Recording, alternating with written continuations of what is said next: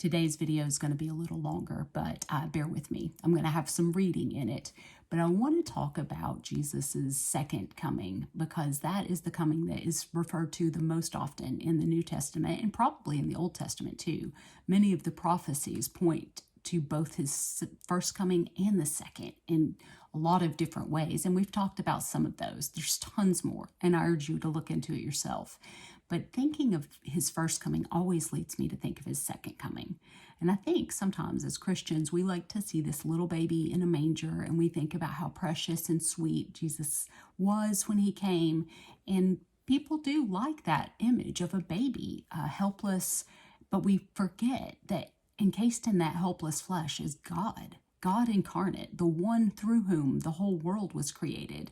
As John wrote in John chapter 1, he wrote, "In the beginning was the Word, and the Word was with God, and the Word was God.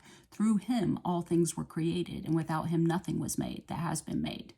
He created the whole world, and he humbled himself to become a human being, to learn to eat, drink, sleep, walk, all of those things, talk, and lived a perfect life, a life no human being could live. The Bible talks about him as the second Adam who came to live the life the first Adam failed to live. And by that, because he is fully God and fully man, he was able to redeem all human beings. He fulfilled the law by living it out perfectly. And he took on death, paying for our sin by his sacrifice, his willing sacrifice. And he took up his life again. And he will come again. And that's what I want to talk about today, his second coming. It's a day that is very exciting, but terrifying for some. John the Revelator in Revelations chapter 21, it records where he wrote, "Then I saw heaven opened, and behold, a white horse. The one sitting on it is called Faithful and True, and in righteousness he judges and makes war. His eyes are like a flame of fire, and on his head are many diadems or crowns. He has a name written that no one knows but himself. He is clothed in a robe dipped in blood, and the name by which he is called is the Word of God. And the armies of heaven, arrayed in fine linen, white and pure, were following him on white horses. From his mouth comes a sharp sword with which to strike down the nations, and he will rule them with a rod of iron. He will tread the winepress of the fury of the wrath of God the Almighty. On his robe and on his thigh he has a name written, King of Kings and Lord of Lords."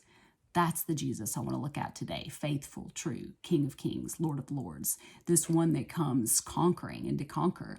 I love this image that the armies of heaven are arrayed in fine white and pure linen. And if you think about it, who fights a battle in white linen? People who are not going to fight. He's the one that does the fighting. And all those prophecies we talked about before where he was going to establish a kingdom, this is it. This is the day he does it. That day is yet future. But it's a day we need to think about and consider. And the reason is when he comes again, we'll have already made our choice by that time. And this is the time we can choose now. I love how C.S. Lewis puts it. And so I'm going to read this to you today.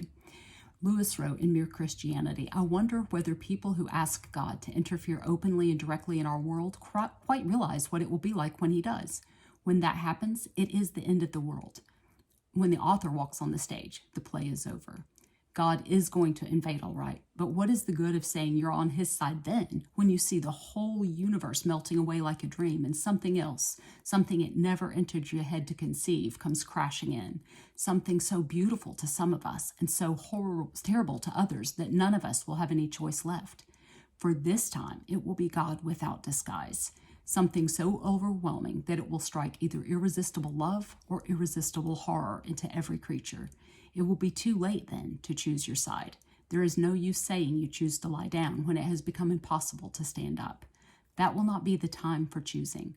It will be the time when we discover which side we have really chosen, whether we realized it before or not.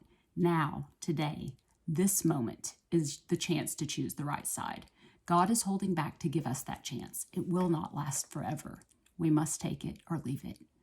And so I'll leave you today with a quote from Moses right before he died, right before he handed over the time of the Israelites or the leadership of the Israelites to Joshua when they were going into the promised land. Moses said, "I have set before you today life and death, blessing and curse. Therefore choose life that you and your offspring may live, loving the Lord your God, obeying his voice, and holding fast to him, for he is your life and length of days.